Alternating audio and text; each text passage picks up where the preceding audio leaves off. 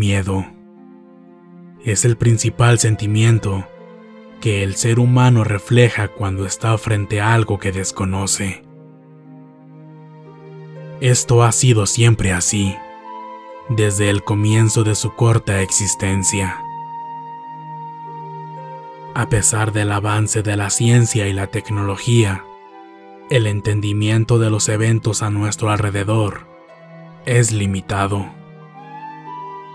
Muchos de estos sucesos, aún en nuestros días, continúan sin explicación y han sido objeto de miedo desde hace siglos. Macabros sucesos que han sido concebidos bajo el término de fenómenos paranormales.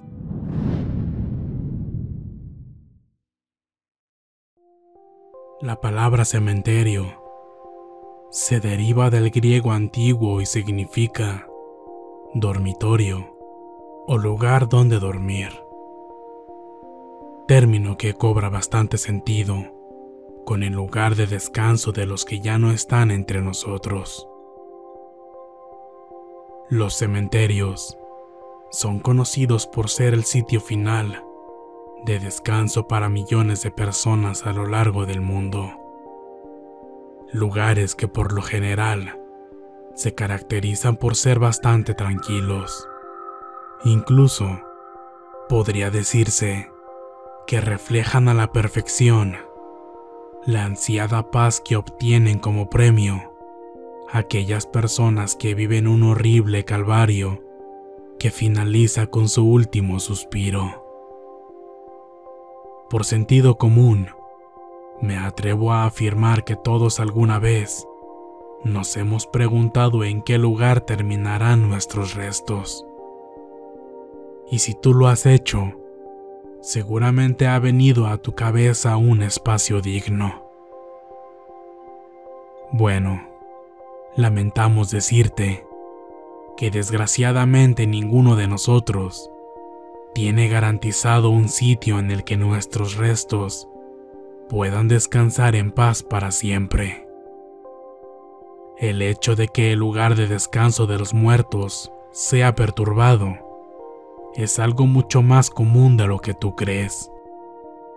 Los motivos pueden ser muchos y muy variados entre sí, por lo que no vamos a perdernos en eso. Cuando algo así sucede, es común que comiencen a correrse rumores de acontecimientos extraños y muchas veces aterradores.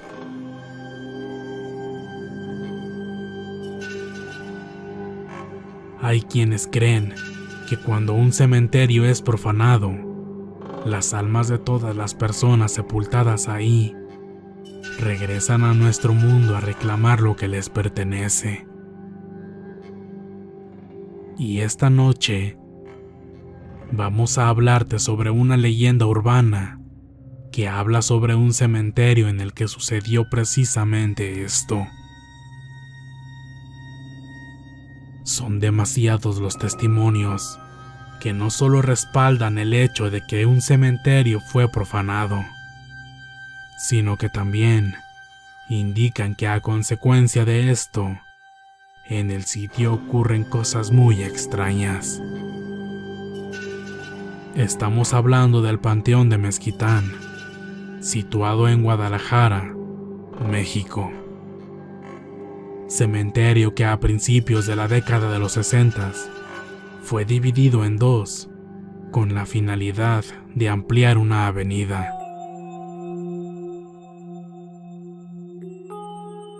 Dicha vialidad ahora ocupa parte del terreno que alguna vez perteneció al panteón. Terreno en el que hace décadas había tumbas y ahora es atravesado por miles de vehículos y peatones al día. Se dice que luego de esto comenzaron a darse una gran cantidad de fenómenos paranormales, que van desde extraños susurros que son escuchados por la noche cuando esa calle está vacía, hasta tétricas apariciones fantasmales que han hecho que varias personas salgan corriendo del lugar, para nunca más atreverse a pasar por ahí luego de que el sol se oculta. En esta ocasión, como parte de nuestro especial de 100,000 suscriptores en el canal, el equipo de Frecuencia Paranormal realizó una exhaustiva investigación en la que logramos obtener registros en la prensa local que confirma que esta leyenda urbana es algo completamente real. Además, conseguimos documentar varios relatos sumamente aterradores que tienen que ver directamente con el panteón. Y como no podía ser de otra forma, también realizamos una exploración de campo en la que avanzamos por dicha calle y los alrededores del cementerio, tanto de día como de noche, esperando captar algún fenómeno paranormal. Quédate con nosotros y observa lo que captamos con nuestra cámara. Esto es Frecuencia Paranormal.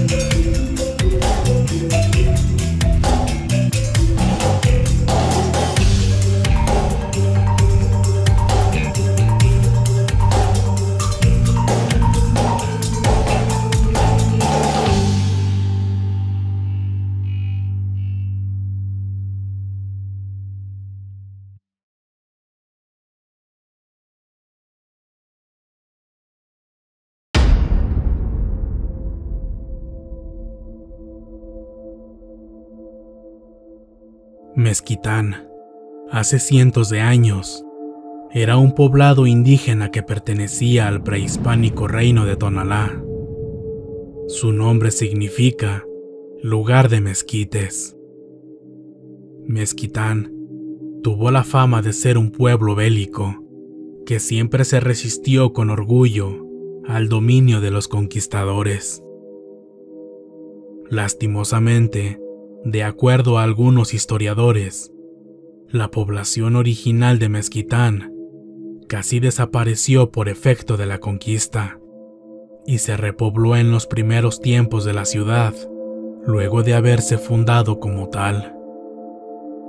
Este se situaba al norte de los reducidos dominios de la Guadalajara de aquel entonces, época en la que esta última no era la gran urbe que es hoy en día. De hecho, se tienen registros que señalan que existía desde antes de la fundación de Guadalajara, en 1542. Crónicas del siglo XVII refieren a Mezquitán como un pueblo aparte, incomunicado, retirado de la ciudad. Carecía de construcciones importantes o de sitios de interés, a diferencia de otras comunidades asentadas en diferentes accesos y en los que había garitas y movimiento económico. A este se llegaba por un camino accidentado que estaba en penumbras en la noche y que también conducía a Atemajac. Según un censo realizado en 1800, su población era de 3,678 personas, básicamente indios y mestizos, y la mayoría profesaba la religión católica. El crecimiento de la mancha urbana de la ciudad de Guadalajara pronto llegó a su cercanía, como había de llegar también a Atemajac, a Mexicalcingo y a Analco por el otro extremo. Hasta que el 24 de junio de 1885 pasó de ser un pueblo independiente a ser un barrio más de Guadalajara, según acuerdo del Cabildo y del Congreso del Estado. A partir de ese año, se designó un delegado municipal.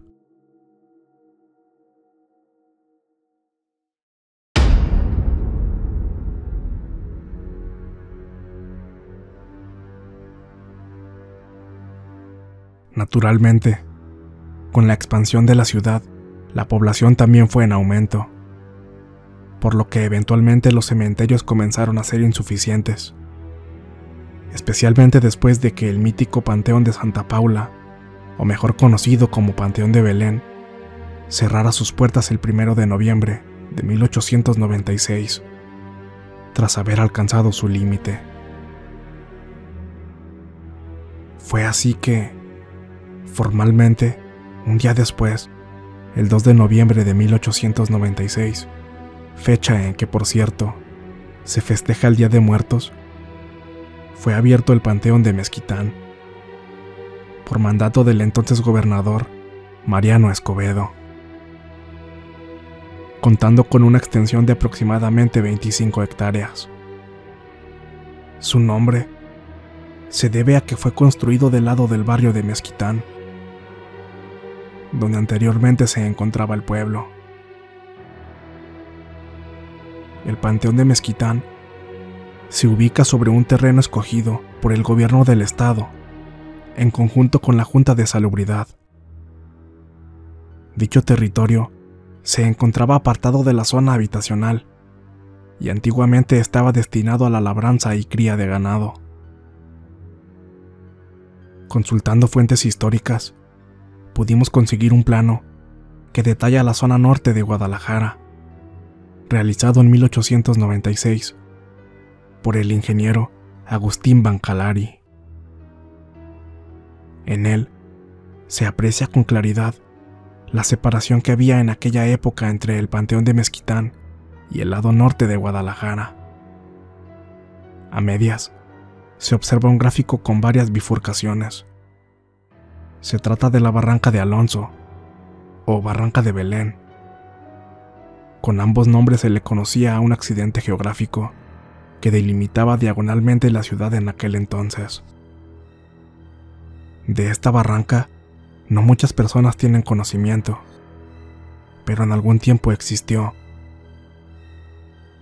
Registros de aquellos años señalan que su profundidad máxima alcanzaba los 7 metros. Tal como se observa, en esa época, solo una vialidad permitía la conectividad entre el barrio de Mezquitán con el resto de Guadalajara. Esa calle era conocida como Mezquitán, misma que a día de hoy aún conserva su nombre. Cuando aún existía la Barranca de Belén, muy cerca del Panteón, en lo que hoy sería el cruce de la Avenida Federalismo y Jesús García, estuvo el puente de Mezquitán, mismo que se construyó para permitir el paso sobre la barranca y dar continuidad a la calle. Este tenía una longitud de 49 metros y medio. Como dato curioso, años más tarde, el 8 de julio de 1914, el general Álvaro Obregón utilizó este puente para ingresar y dar pie a la toma de Guadalajara. Esto durante la Revolución Mexicana. Años más tarde, el barranco fue rellenado y el puente terminó por desaparecer.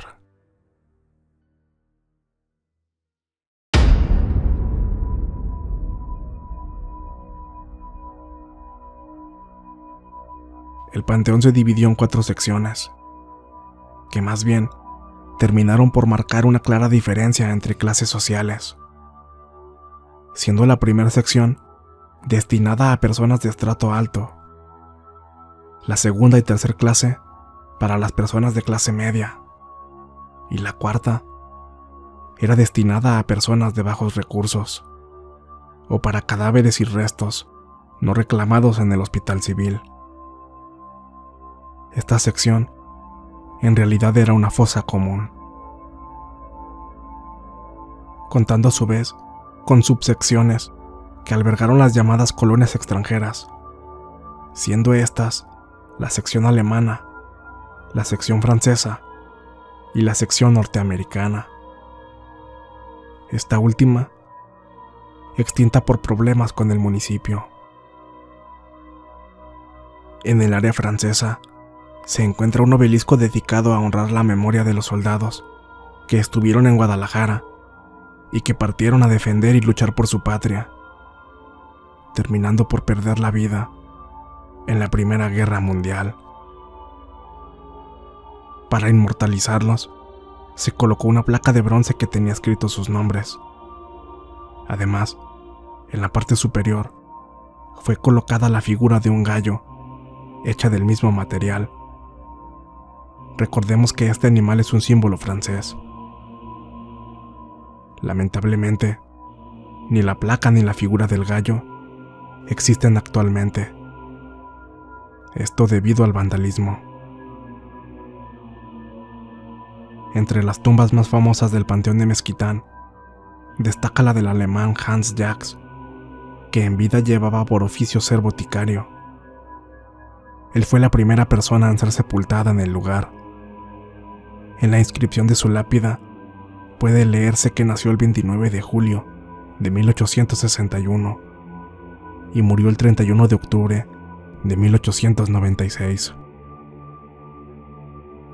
Otra tumba que destaca es la de Don Jesús Flores, que resalta del resto gracias al mausoleo que se erigió en su memoria. Este hombre en vida fue el dueño de la legendaria Casa de los Perros, esa que se sitúa sobre la Avenida Alcalde, en la zona centro de Guadalajara. En este cementerio se encuentra sepultado Francisco Tolentino, quien en vida fue general de división en el ejército y gobernador de Jalisco entre 1883 y 1886. Su administración introdujo la energía eléctrica y realizó las primeras gestiones para la llegada del ferrocarril a Guadalajara. Además, él fue quien mandó instalar el famoso reloj del Palacio de Gobierno en 1884, el mismo reloj que años después recibió un balazo por el revolucionario villista Jesús Medina.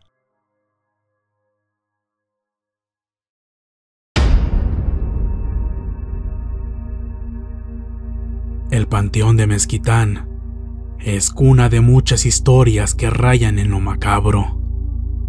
Algunas de ellas han sobrevivido al paso del tiempo y son muy conocidas, pero otras tantas han pasado desapercibidas y han sido reducidas a ser solo un secreto a voces.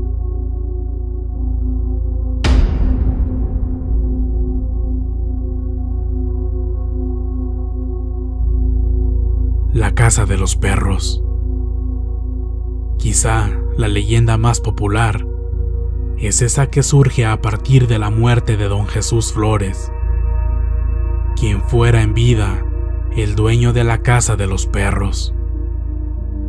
La leyenda cuenta que él no tenía herederos y por ello su última voluntad detalló que quien tuviera el valor de cumplir con una encomienda sería el heredero de su finca.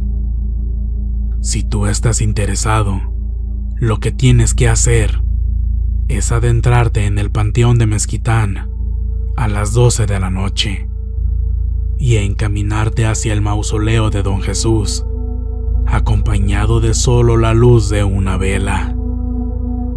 Una vez estando ahí, debes rezar un rosario completo y debes repetir esto durante 9 noches, hasta completar un novenario. Se dice que si lo logras, el mismísimo fantasma de Don Jesús aparecerá frente a ti para entregarte las escrituras de la Casa de los Perros. Es probable que profundizaremos más en esta historia en una futura investigación.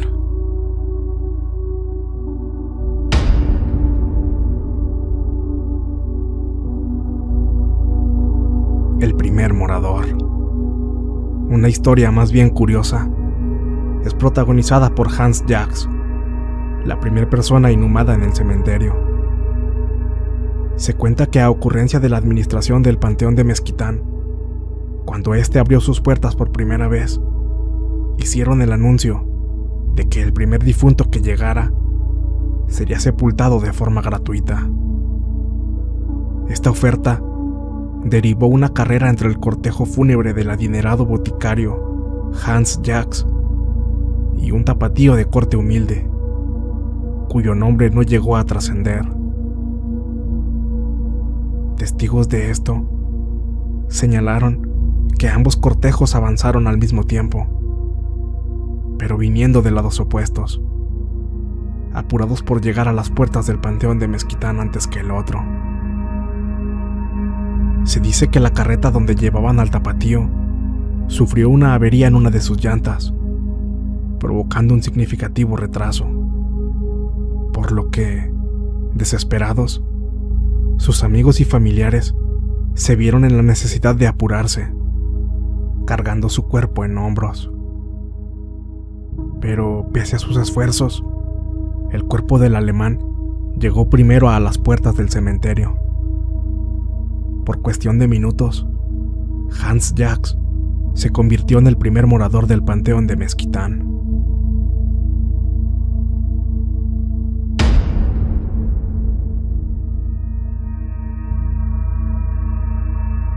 El fantasma de la niña.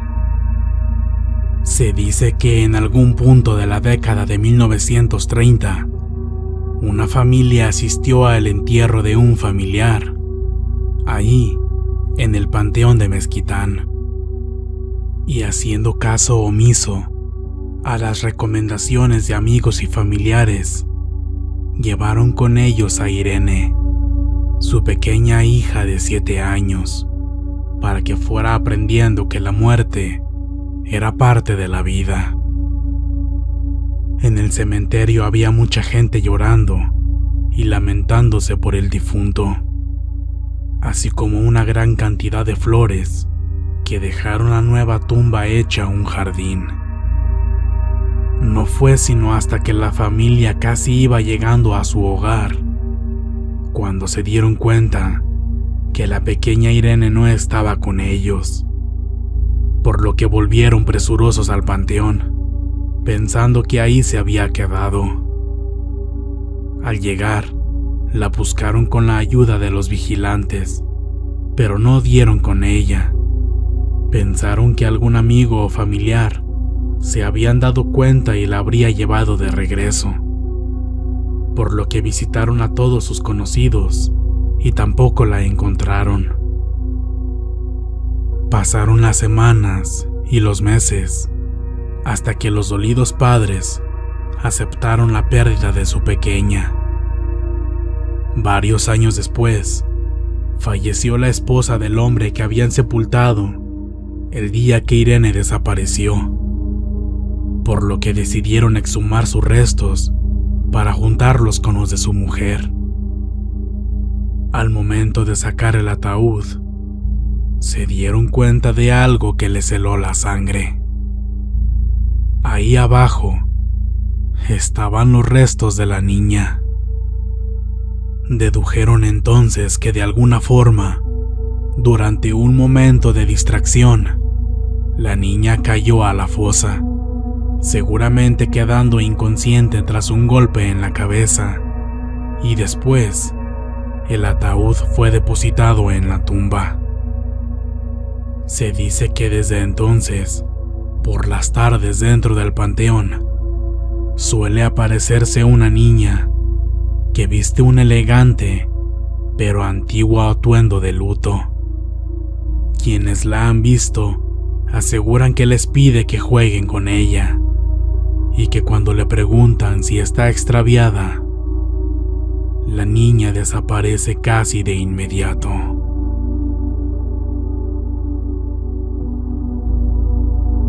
Se dice que hace muchos años, dos jóvenes enamorados que residían en Guadalajara tomaron la triste decisión de quitarse la vida,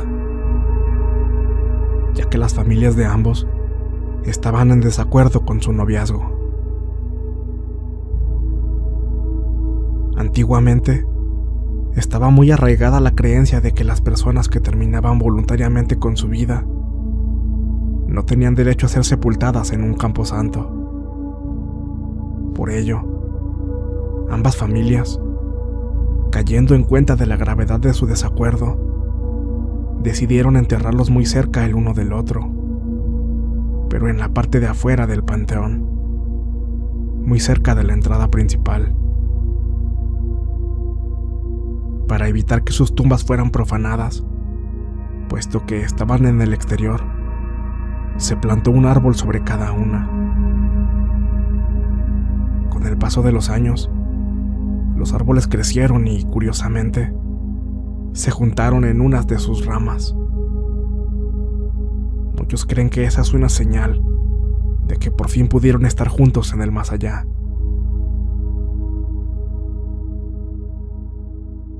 Se cuenta que cuando tratabas de fotografiar los árboles, en muchas ocasiones, estas salían borrosas o se veían sombras extrañas entre las ramas. Cabe mencionar que dichos árboles actualmente ya no se encuentran ahí, pero revisando algunas fotografías tomadas en 2009, nos hace darnos cuenta que anteriormente sí estaban ubicados frente a la entrada principal. Desconocemos qué sucedió con los árboles, y en todo caso, con los cuerpos sepultados bajo ellos. A fin de cuentas, consideramos que es una leyenda que vale la pena dar a conocer.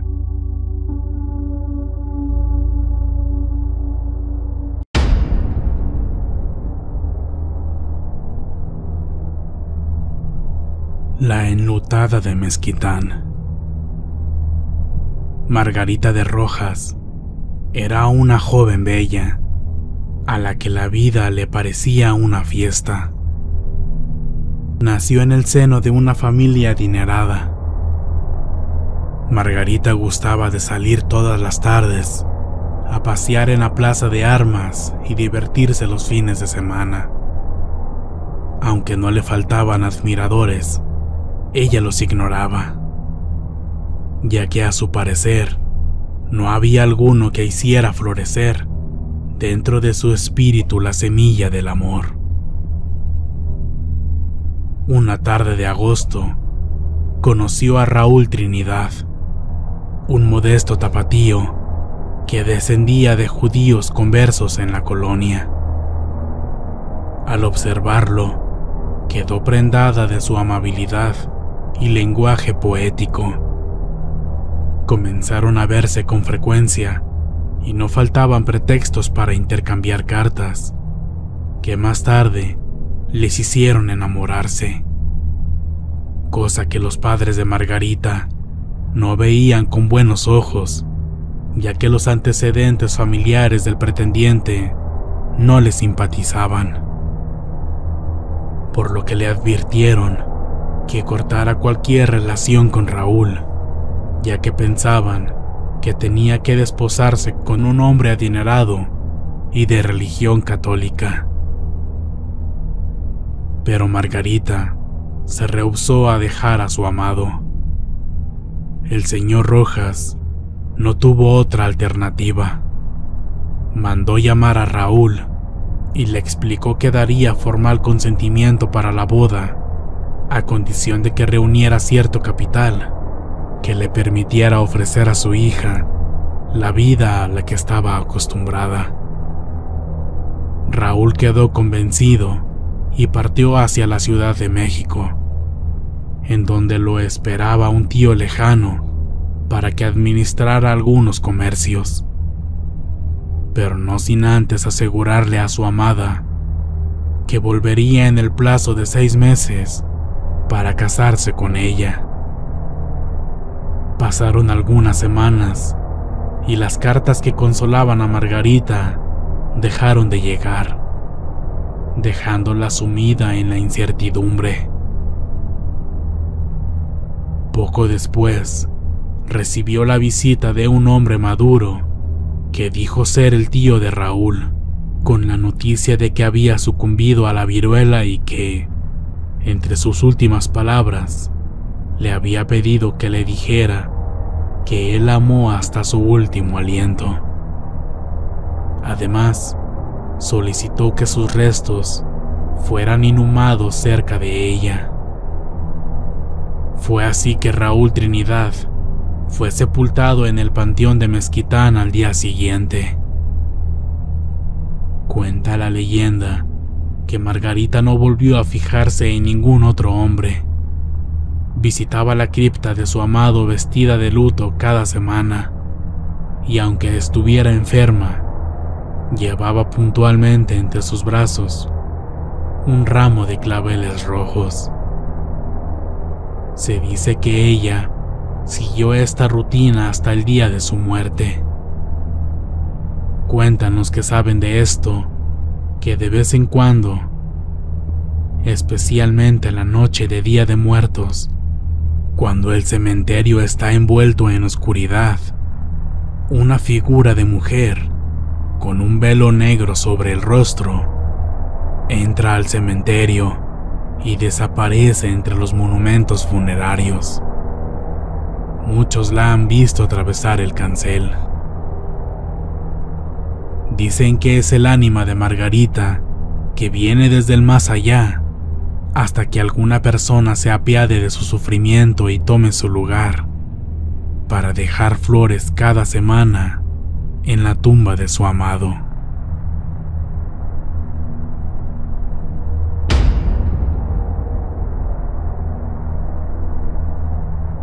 Datos inquietantes sobre el panteón de Mezquitán. Hay muchas cosas escalofriantes que se cuentan sobre este cementerio, pero de lejos, lo peor es que se sabe que en el panteón de Mezquitán muchas personas fueron sepultadas vivas, de forma intencional.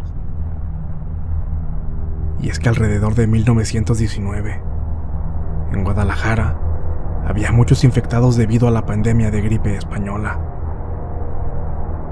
Por temor a que incrementara el número de infectados, muchas personas agonizantes fueron sepultadas aún con vida.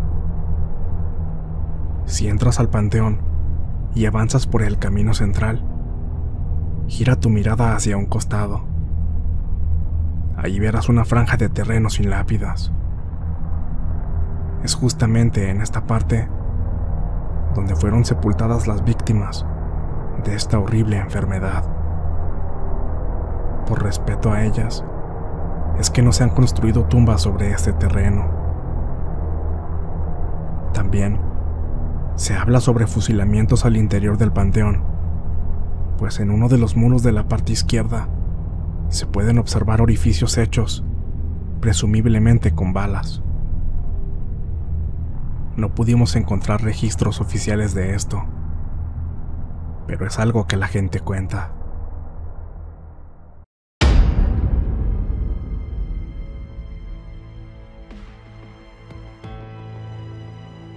Con tantas historias que se cuentan sobre este camposanto, no nos sorprendió el hecho de que este sitio fuera objeto de muchos testimonios aterradores, sucesos que han sido experimentados por propios y extraños. Y es que lo que más llamó la atención del equipo de Frecuencia Paranormal y lo que nos motivó a llevar a cabo esta investigación es una leyenda urbana, una de la cual no pudimos conseguir información oficial que admitiera este suceso por demás inquietante, pero que sin duda, al consultar a personas de mayor edad y realizar una exhaustiva búsqueda en la hemeroteca de El Informador, un diario local, y otras fuentes que gozan de una excelente reputación, pudimos conseguir información lo suficientemente relevante para asegurar que lo que van a escuchar a continuación en verdad sucedió. No sé si lo habrán notado, pero entre la información histórica que ya proporcionamos, omitimos algunos datos que son de suma importancia, datos que preferimos mencionar hasta estas alturas. Y es que el ingreso principal al Panteón de Mezquitán se construyó sobre la calle Moro, actualmente conocida como la Calzada Federalismo. Quedó limitado a sus lados por la calle José María Vigil y el Redil, misma que después sería la hoy Avenida de los Maestros.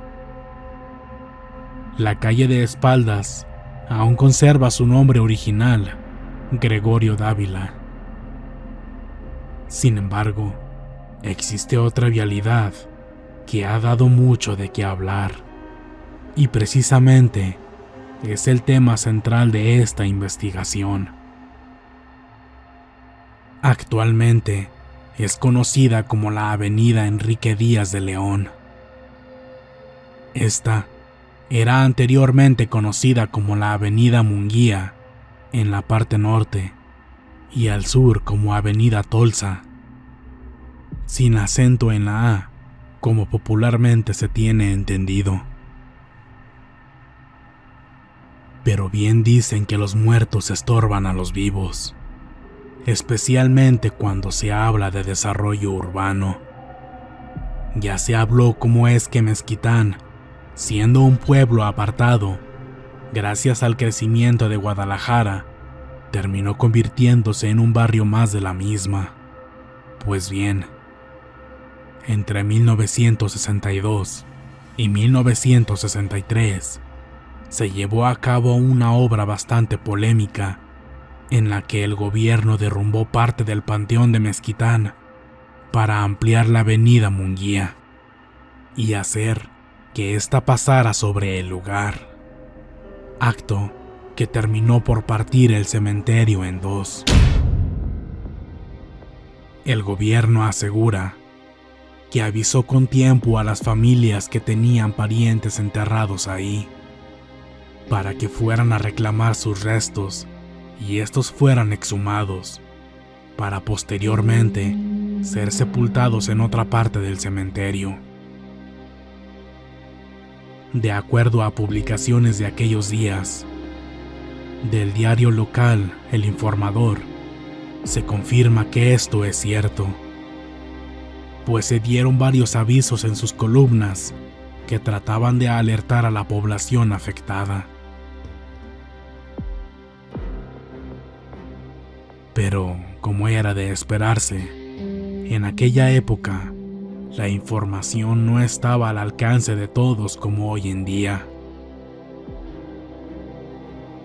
La única forma de haberse enterado era por radio, televisión o, como en este caso, por medio del periódico. Y es bien sabido que anteriormente no todos tenían posibilidades de gozar de estos medios de comunicación.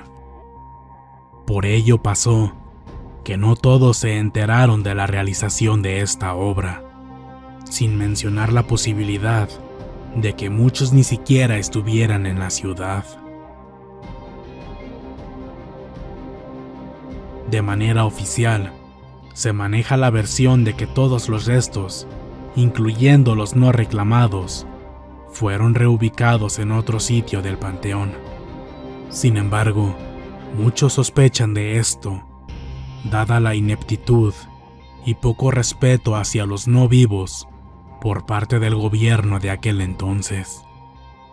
La versión oficial pierde credibilidad una vez que se consulta a la ciudadanía de mayor edad, pues recopilamos varias declaraciones de personas que afirman que algunos de sus familiares quedaron debajo de la nueva calle.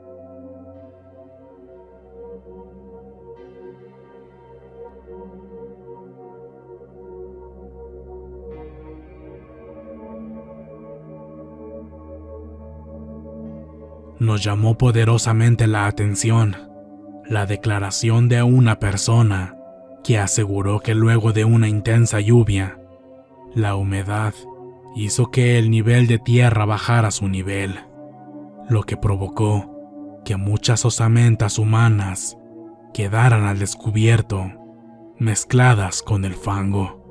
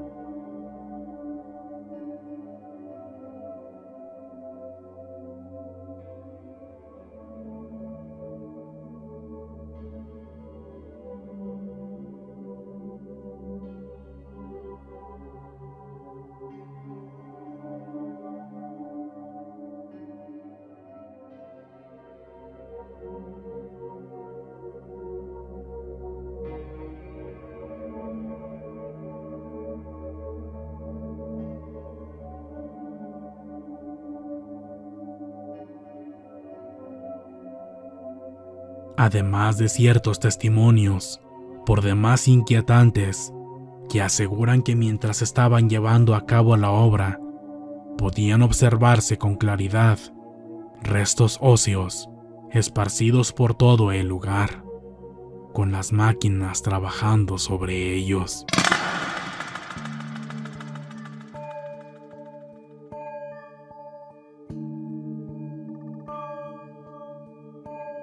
A fin de cuentas, la obra se llevó a cabo. Se derrumbaron los muros del panteón y se construyeron unos nuevos.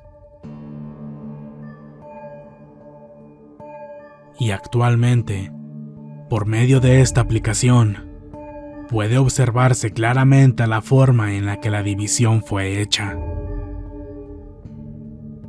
Años más tarde, la calle Munguía fue renombrada por presión política y desde entonces conserva el nombre que hoy tiene, la Avenida Enrique Díaz de León, nombre de quien fuera el primer rector de la Universidad de Guadalajara.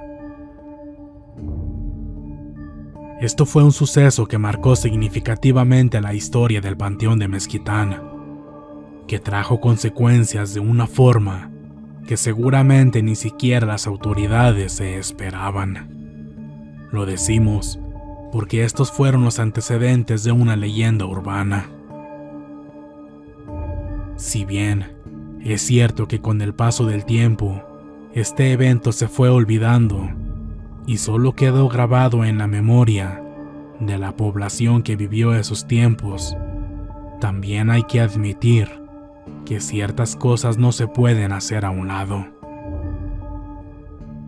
Uno se da cuenta de que las cosas no están bien, cuando incluso las siguientes generaciones se percatan de que algo muy extraño sucede en el segmento de la avenida que atraviesa el terreno que alguna vez fue parte del Panteón de Mezquitán.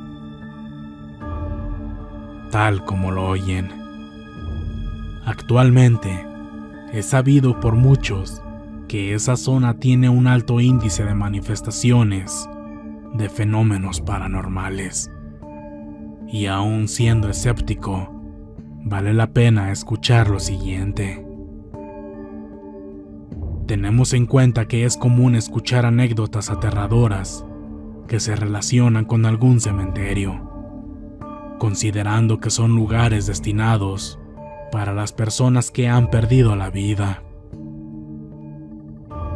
Resulta normal escuchar que hay muchísimas personas que sienten un profundo temor hacia ellos, especialmente luego de escuchar sobre apariciones fantasmales o cosas por el estilo. Pero son muchísimas las personas que platican que cuando iban transitando por ese tramo de la avenida Enrique Díaz de León, vieron algo que los hizo salir corriendo aterrados de ahí. Los testimonios son variados. Unos dicen que han visto a personas desaparecer frente a sus ojos. Otros aseguran que las han visto atravesar las paredes que delimitan el panteón. Algunos han escuchado que les hablan y al voltear se dan cuenta que no hay nadie. Lo mismo cuando escuchan pasos tras de sí, como si alguien los estuviera siguiendo. Se dice que cuando pasas por ahí, ya de noche, el ambiente se siente completamente diferente.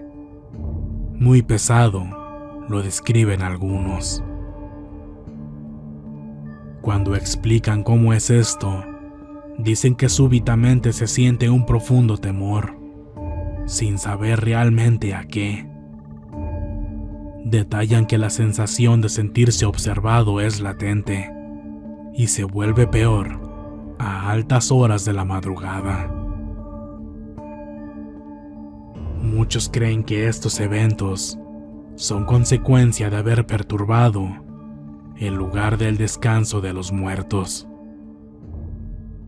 Y ahora sus espíritus vagan entre nosotros, o al menos eso es lo que se cree.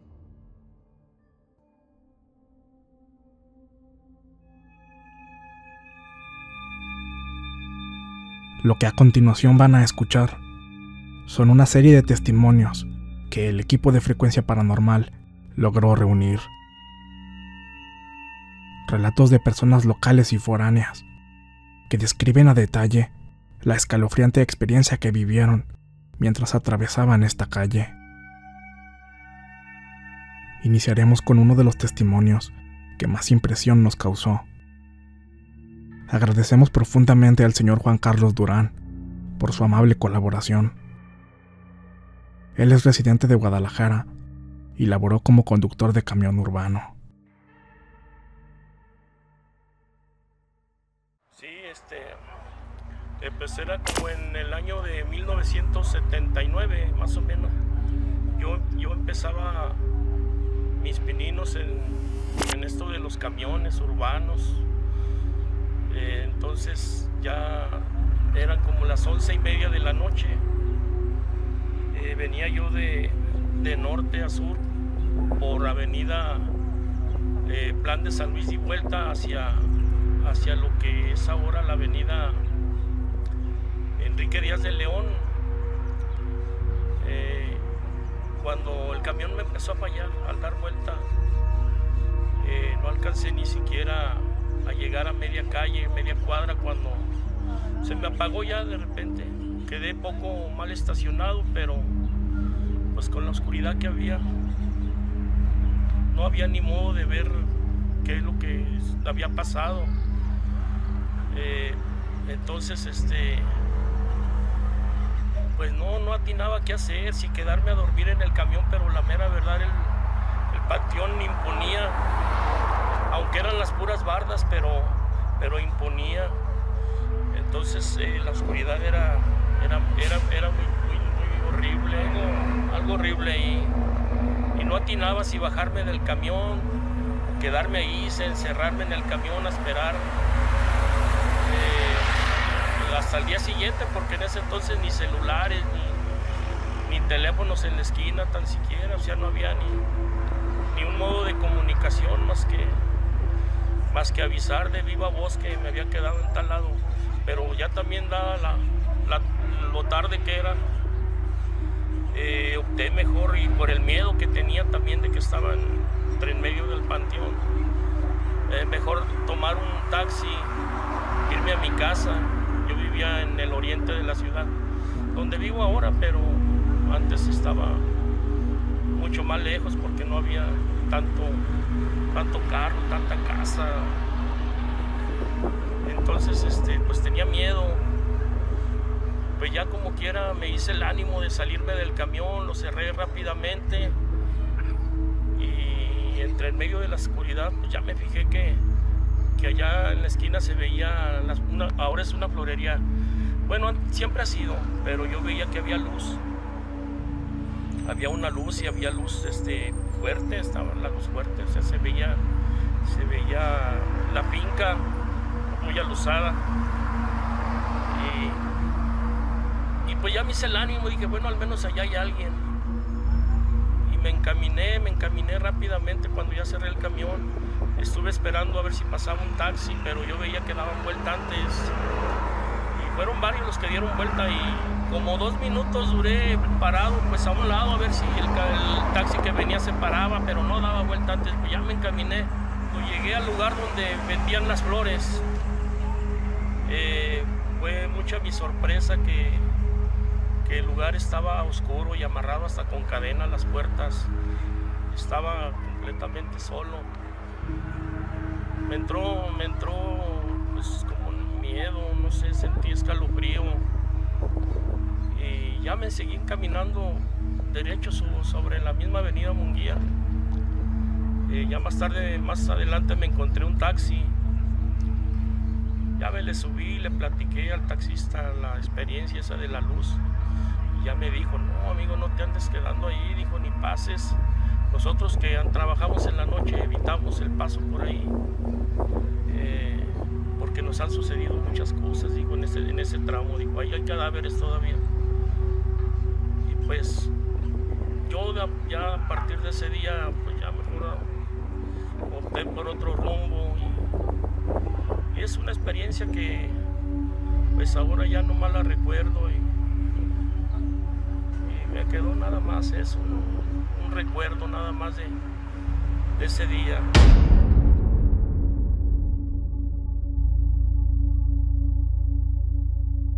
Sin duda, la experiencia del señor Juan Carlos fue sumamente escalofriante.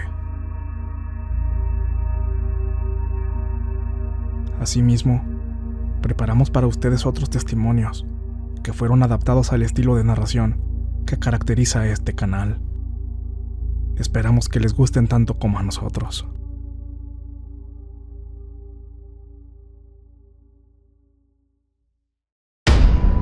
Relato de Fernando Quiñones.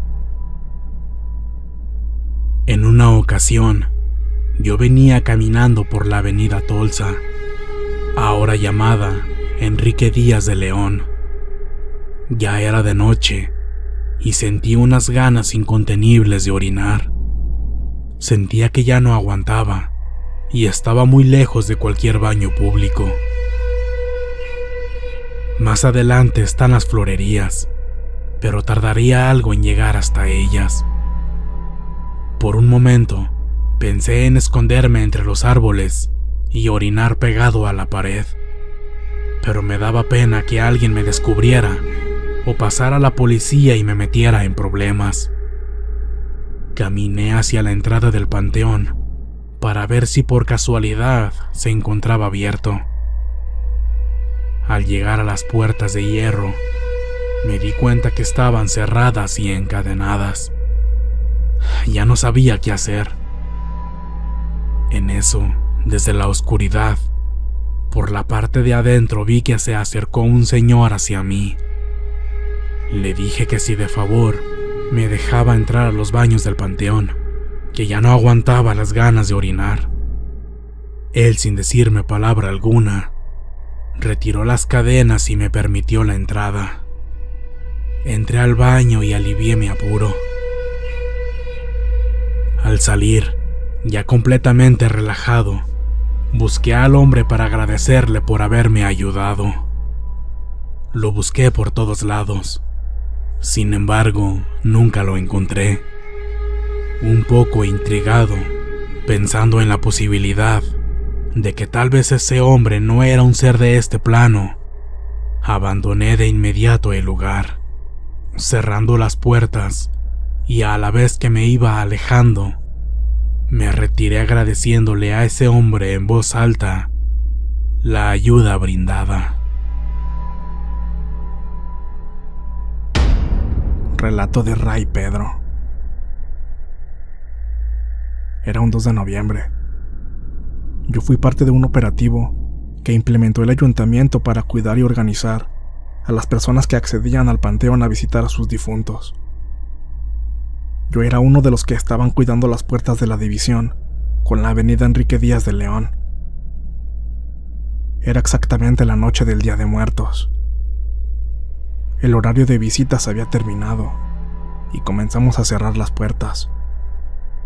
Además de que por la hora, la afluencia de visitantes ya era casi nula. Pero una vez que las puertas ya estaban cerradas, nuestra sorpresa fue que había gente que se acumuló en ellas, intentando entrar al panteón. Nosotros les negamos la entrada, argumentando que ya era demasiado tarde, que volvieran al día siguiente. Sin embargo, comenzaron a agitar bruscamente los portones, exigiéndonos que los dejáramos entrar, comentando que aún quedaban familiares dentro. Al negarles de nuevo la entrada, hicieron algo que nos llenó de sorpresa y de miedo, pues comenzaron a entrar brincándose entre la barda y el portón. Ante la presión, terminamos por ceder y dejarlos pasar. Para evitar problemas, dejamos abierta la entrada unos cuantos minutos más, pero ya no llegó nadie, por lo que, ahora sí, nos dispusimos a cerrar. En cuanto nos dimos la vuelta, nos percatamos que la entrada estaba tupida de gente. No podemos explicarnos en qué momento llegaron tantos. En eso, nuestros superiores nos sugirieron que nos alejáramos de ahí e hiciéramos caso omiso y que volviéramos a la oficina. En el momento no comprendí sus intenciones, pues de igual forma teníamos que estar al pendiente para abrir de nuevo la puerta, para que toda esa gente que había entrado hacía unos momentos pudiera salir. Una vez estando dentro de las oficinas, seguimos escuchando que azotaban el portón violentamente, como si alguien estuviera desesperado por entrar. Así que por instinto salí a asomarme. La sangre se me heló por completo cuando me di cuenta que allá afuera no había nadie. Sin embargo, el portón seguía agitándose solo. El operativo duró 4 días y hubo algo que siempre me llenó de inquietud. Al finalizar el horario de visitas de cada uno de esos días, a cada uno de los elementos nos asignaban una sección del cementerio para sacar a las personas. Pero la indicación de nuestros jefes y de los mismos administrativos del panteón era que solo los invitáramos a retirarse del lugar, y que después de decirles esto, no teníamos que esperarnos a que se fueran. Simplemente debíamos seguir caminando sin parar y sin importarnos si salían o no. Considerando lo primero que les platiqué, me hace creer que ahí entran personas que nunca abandonan el sitio.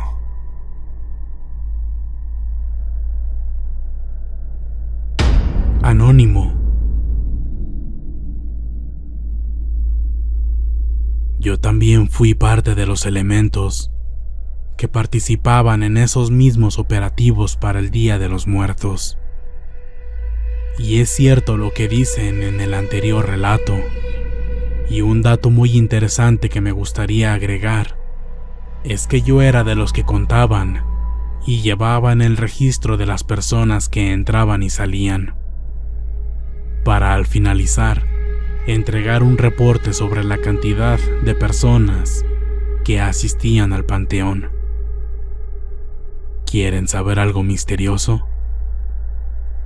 Pues resulta que el balance en cuanto a entradas y salidas nunca coincidió. Y siempre eran más las personas que entraban que las que salían. Un dato curioso de esto es que al entregar los reportes a los administradores del lugar, ellos nunca hicieron alguna mueca de asombro.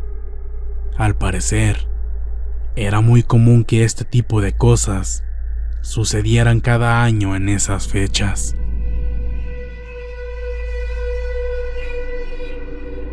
Relato de Israel Bojorquez Sánchez. Hola amigos de Guadalajara, un saludo desde Sonora. En ese preciso lugar, donde la avenida Enrique Díaz de León divide en dos al panteón, 4 amigos y yo tuvimos una experiencia inexplicable. Aquella ocasión, ya eran entre las 11 y 12 de la noche. Nosotros veníamos en coche de una reunión. Como no somos de esta ciudad y no la conocíamos bien, nos perdimos. Y al estar dando vueltas tomamos esa avenida.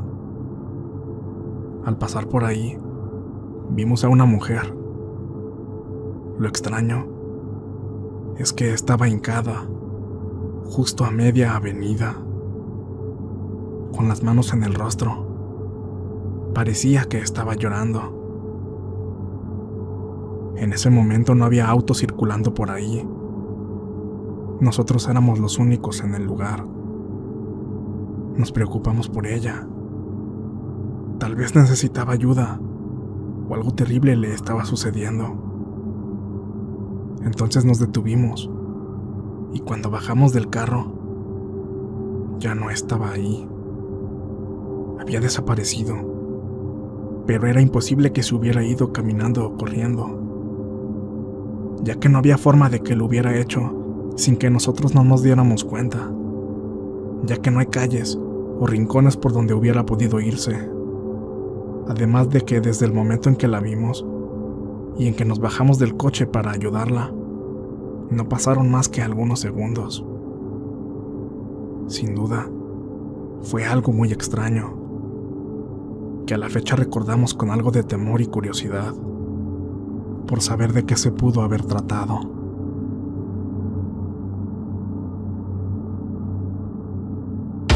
Relato de Francisco Ramírez. La empresa en la que trabajo tiene una bodega ubicada por la calle Tepic, a unas cuadras del Panteón de Mezquitán. Hace unos años, en diciembre, decidieron hacer la posada ahí mismo en la bodega. Al terminar el evento, cerca de la 1 de la mañana, varios compañeros y yo salimos en grupo, caminando hacia la calle Jesús García. Íbamos por Enrique Díaz de León. Al ser una avenida muy transitada, sentimos más seguridad caminar por ahí.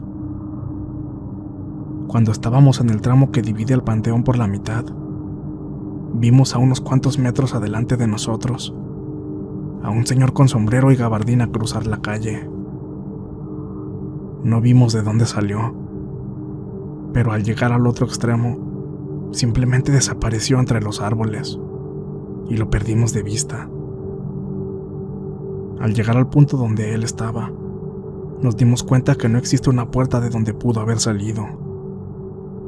Y al desaparecer en la banqueta de enfrente, tampoco existe un lugar por donde meterse. Llegamos a la conclusión de que posiblemente se trataba de un ánima, de las tantas que hay en ese lugar. Lo más tétrico es darnos cuenta que cruzó la avenida justo delante de nosotros y atravesando las paredes del panteón.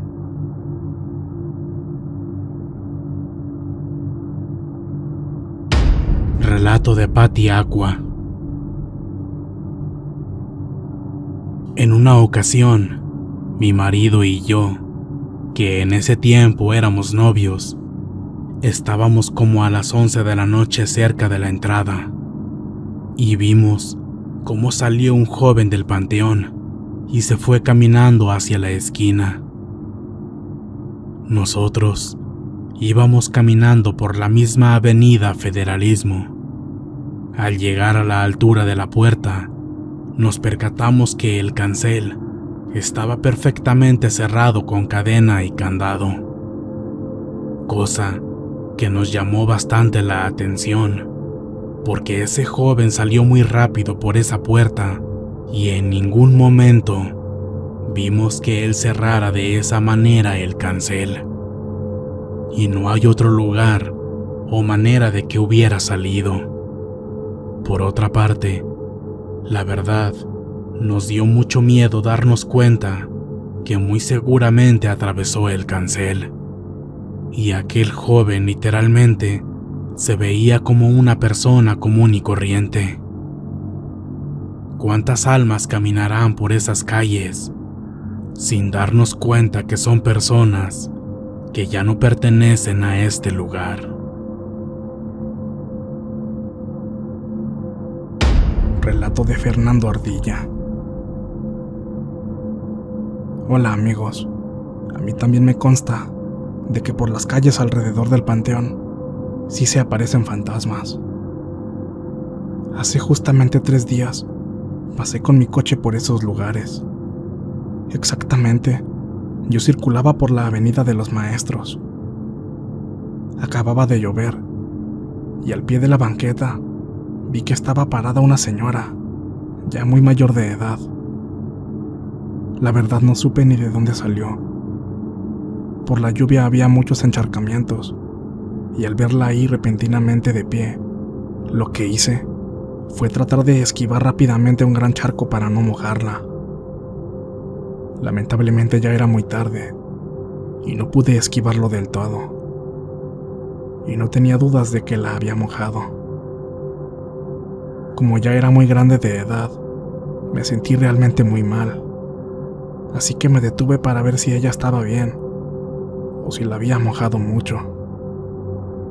Pero al voltear hacia donde la había visto, y a todo mi alrededor, ya no estaba por ningún lado. Y era imposible que se hubiera marchado, pues una persona de esa edad no pudo haber caminado tan rápido. En fin, seguí con mi camino, pero bastante asombrado, y pensando en qué era realmente lo que acababa de ver.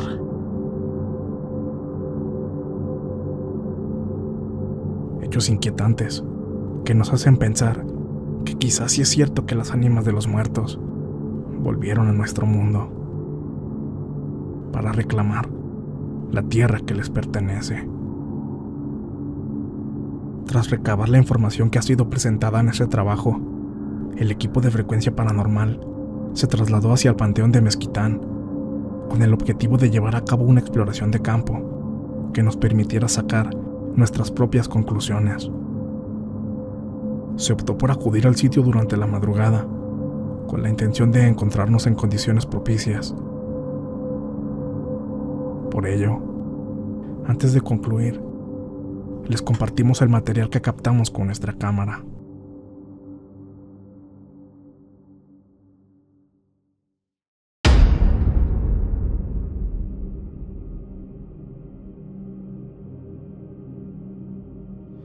Hola, ¿qué tal? Buenas noches. Nosotros nos encontramos aquí, con ustedes se encuentra Frank y el equipo de Frecuencia Paranormal. Hemos venido a lo que es la avenida Enrique Díaz de León, antiguamente conocida como la calle Munguía. ¿Qué tienes la hora? Es la 1:27 de la mañana. Y estamos aquí con el objetivo... Estamos aquí con el objetivo de enseñarles cómo es la habilidad por la noche. Podemos ver que aquí enfrente donde nos estamos ubicados nosotros son las famosas florerías que prestan sus servicios para las personas que más que nada requieren servicios funerarios, ¿no? Son variantes. Aquí lo que tengo a mi derecha ya es la barda de lo que es la parte derecha del Panteón de Mezquitán. En la parte izquierda, donde están las florerías, es donde está el otro segmento del panteón. Aquí es por lo que decimos que este cementerio fue dividido en dos partes. Y bueno, vamos a proceder a caminar. Hay que destacar que nosotros ya hemos venido en diversas ocasiones en la noche y sin importar el día, esta es una avenida por demás transitada. Vemos que estas florerías que están enfrente prestan su servicio las 24 horas del día. Aquí ya entramos a lo que es ya ahora sí área donde se encuentra el cementerio a nuestros ambos lados. Al otro lado de la calle está otra pared. Y aquí vemos que esta vía está iluminada cada tantos, no sé, 20 metros por un alumbrado público.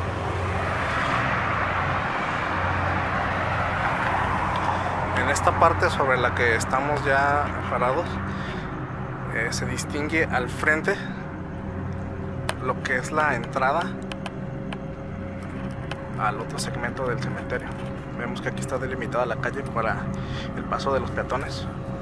Incluso hay señalamientos viales que no funcionan muy bien, pero tratan de hacer señal.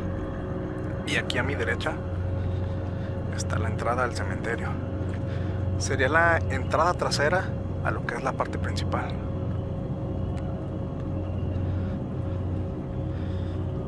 Vemos que aquí ya están las tumbas.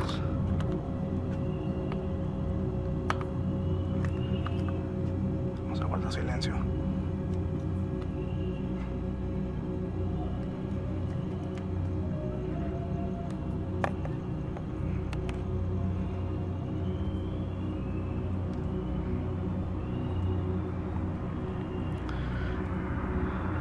Algo que me gustaría destacar es que las tumbas, como pueden verse, están aquí casi a la entrada, lo cual, no sé, se me hace bastante obvio que estén tan pegadas a la barda, que pudo haber tumbas aquí afuera. Me parece bastante lógico. Nos quedamos completamente en silencio.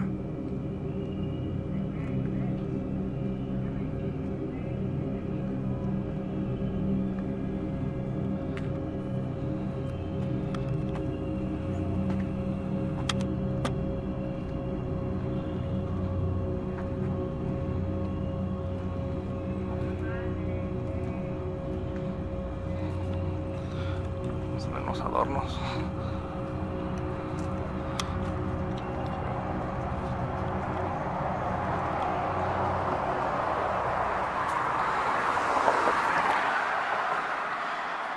En esta parte de aquí, donde está toda esta basura, es donde cuando en días pasados vinimos en la tarde, estaba el cuerpo de una gallina sin cabeza y tenía algo amarrado. Nosotros, no sé, al estar en un cementerio,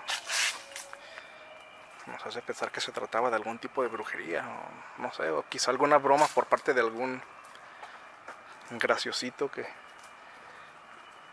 quién sabe qué estaría pensando, ¿no? Pero ahora vemos que ya no está.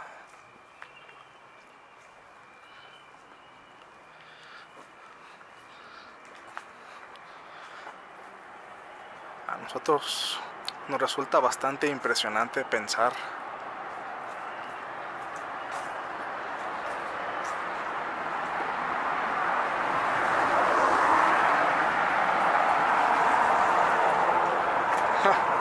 vaya, aquí están los restos de la gallina. Se alcanza a distinguirse bien.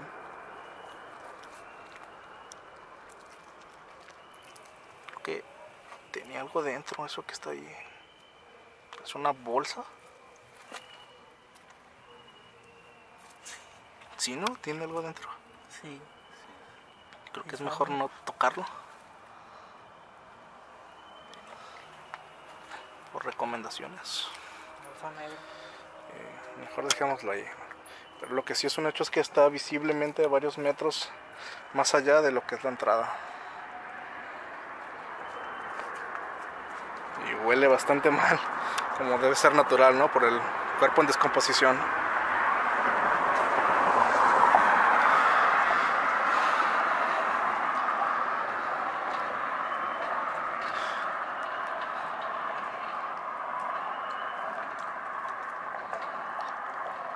silencio es bastante inquietante.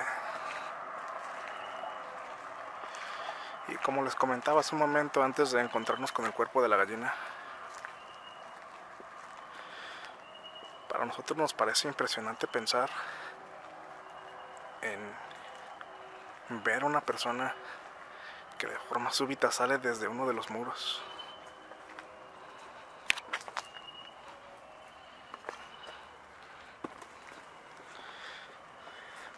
Que la atraviesa como si nada.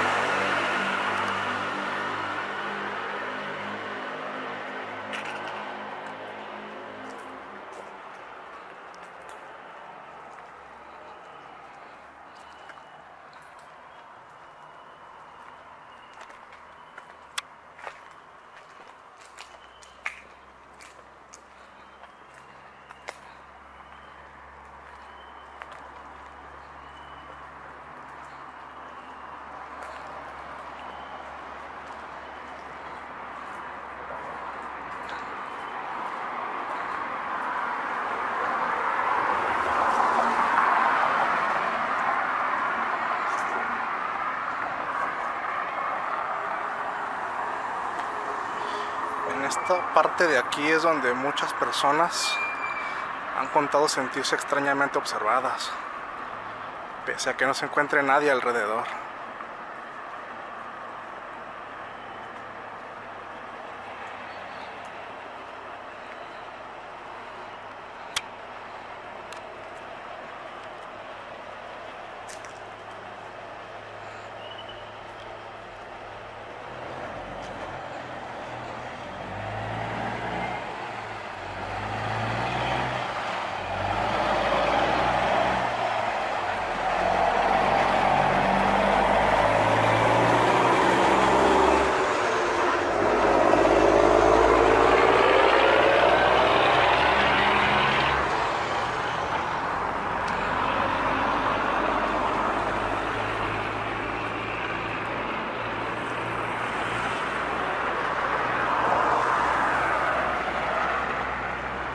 Y hemos llegado a lo que es el borde del cementerio, por la parte de la Avenida de los Maestros.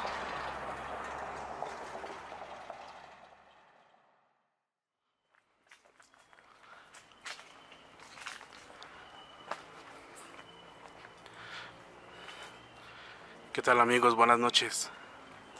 Les habla Marco. En esta parte ya vamos en sentido de regreso, partiendo de Avenida de los Maestros. Por esta misma calle, esta misma avenida Enrique Díaz de León que divide al Panteón.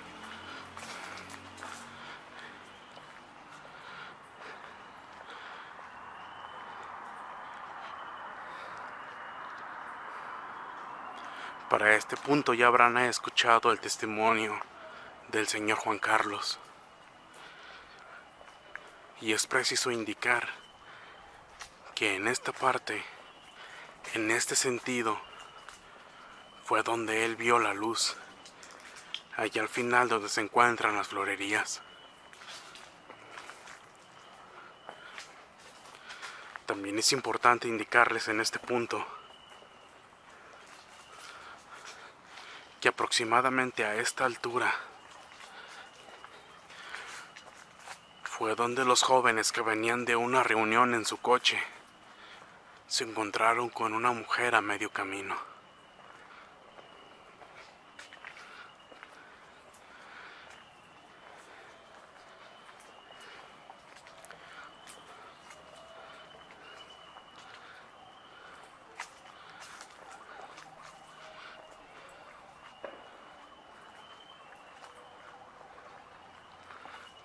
Es bastante inquietante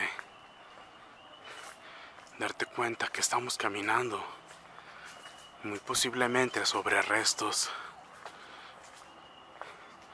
que se encuentran bajo nuestros pies.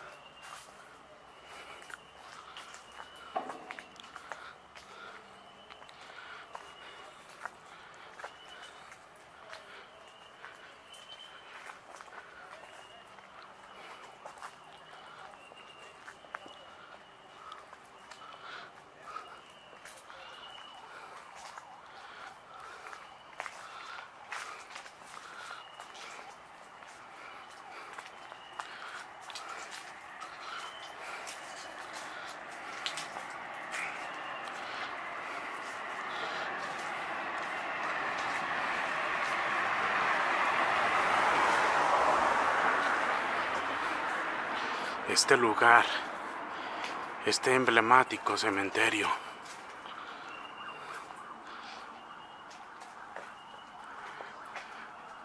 guarda miles de historias, tanto de las personas que sus restos descansan en este lugar,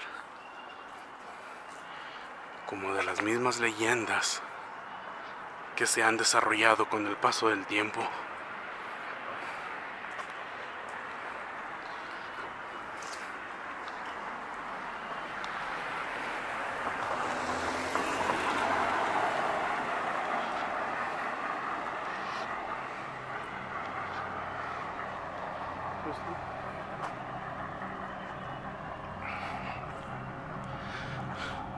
A esta altura,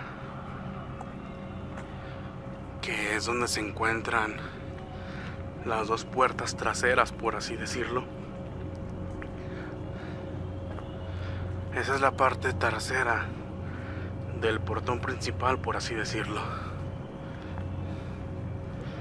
y esta es la entrada a la segunda parte. Como podrán deducir, antes esto era un camino continuo.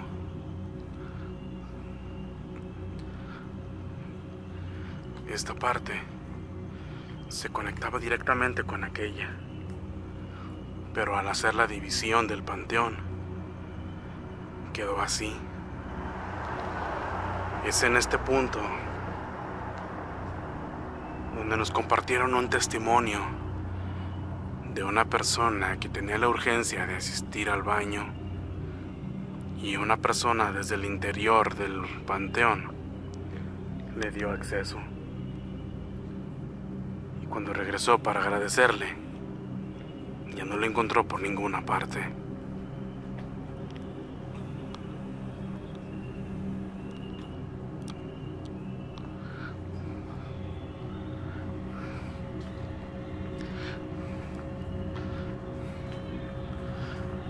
A nosotros, así como a ustedes, nos encanta escuchar sobre historias paranormales y leyendas.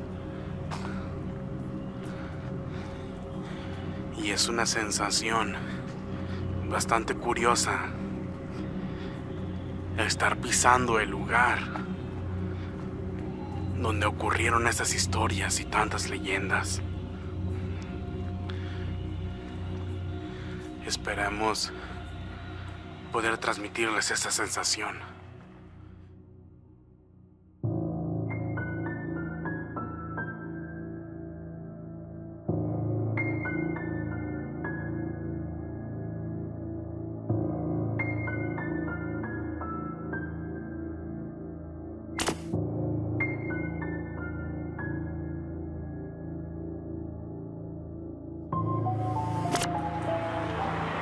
Con los compañeros, realmente yo sí los salen un poco asustados por el nombre a uno, ¿verdad? Oyen voces, ruidos, claro, se escuchan desde arriba, aquí, aquí abajo, pero sí, la parte de arriba Es la parte que tiene más acceso al panteón, ¿verdad? esta persona pues es lo que cada rato no está viendo el vídeo. hasta me arrimo y les quiero hablar a las personas que quieren, ¿no? Ajá. A los Los difuntos. es la costumbre de uno, ¿no? Acá de uno que quieren. Y no, nada. Precisamente este chico que está preguntando. Ajá. Esperanza está ahí donde está. Y es que oye y sale hasta conmigo. Así le ha tocado escuchar cosas. Sí, con todo eso. Yo a lo particular, nada. Yo me subí en la noche a cualquier lugar arriba. Vale, me toca trabajar. Y ellos escuchan. Será cosa de que a personas les sucede eso. Pero sí, ya sé. Pero de que hay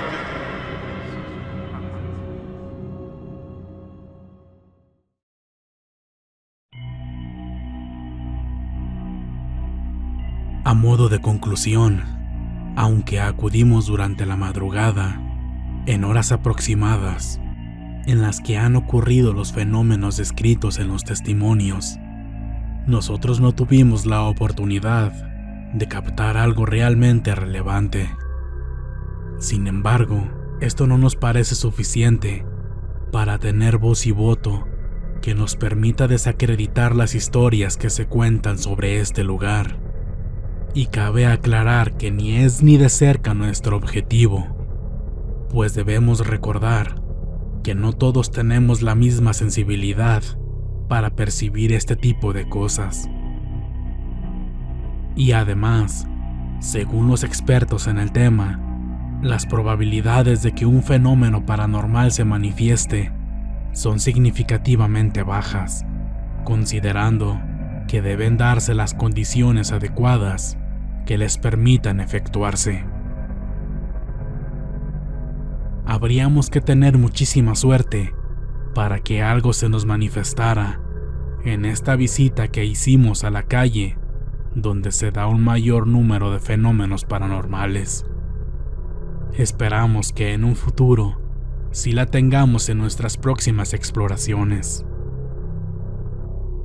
Lo que sí nadie puede poner en tela de juicio es la gran riqueza histórica y cultural que todos estos relatos, en conjunto con el mismo cementerio en sí, nos dejan para la posteridad. Entretanto, no sé ustedes qué piensen, pero desde nuestro punto de vista, el elevado número de testimonios que toman como lugar de los hechos la avenida Enrique Díaz de León en este segmento nos deja mucho en qué pensar. Luego de haber llevado a cabo esta investigación, en general como resultado, obtuvimos más preguntas que respuestas en torno a los fenómenos paranormales. Y seguramente no somos los únicos. ¿Será que de verdad hay algo más allá de la muerte? Muy probablemente, la humanidad continúe haciéndose la misma pregunta por siempre, ya que allá afuera hay muchas cosas que desconocemos. Cosas que nuestra propia mente no nos permite comprender. Nosotros nos planteamos la posibilidad de que quizá las almas de los muertos que reclaman su lugar están tratando de decirnos algo.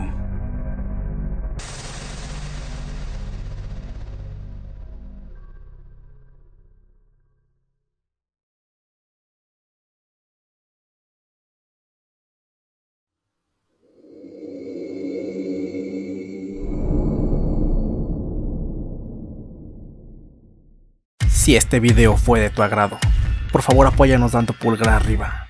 Suscríbete para formar parte de esta frecuencia. Si consideras que este material es digno de compartirse, por favor hazlo. Y no olvides que puedes contactarnos a través de nuestras redes sociales. Ahí podrás compartir con nosotros tus historias, experiencias, relatos y sucesos de los que tengas conocimiento. estaremos muy complacidos en narrarlos para todos ustedes, dándoles el crédito correspondiente. Para ustedes, Frecuencia Paranormal.